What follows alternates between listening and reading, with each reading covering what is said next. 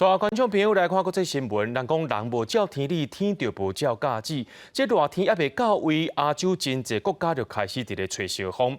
菲律宾这几天已经是超过40度，政府宣布学校暂时停课放高温假。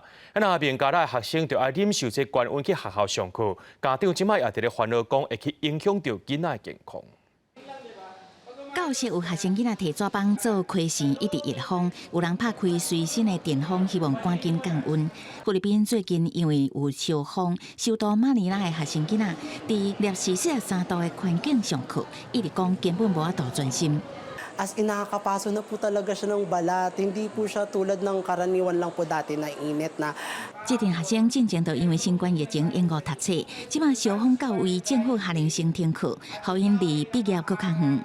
因为适应现象的影响，即马早4月，菲律宾一寡城市体感温度已经50度，增加青少年头型甲分期的健康风险。停课嘛，地区较散车地区的学生囡仔，搁较歹得到教育资源。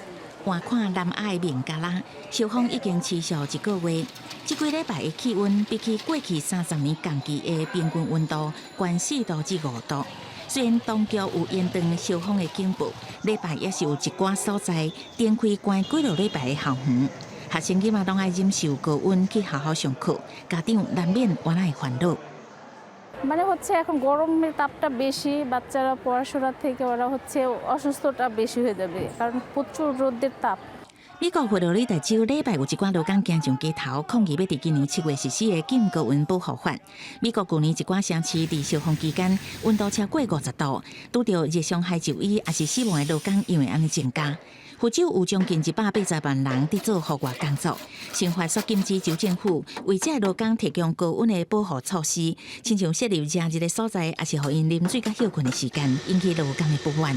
虽然总统拜登已经伫2021年下令推撒高温安全准则，不过离正式发布，恐惊都要过几多年的时间。公司新闻neu安编译。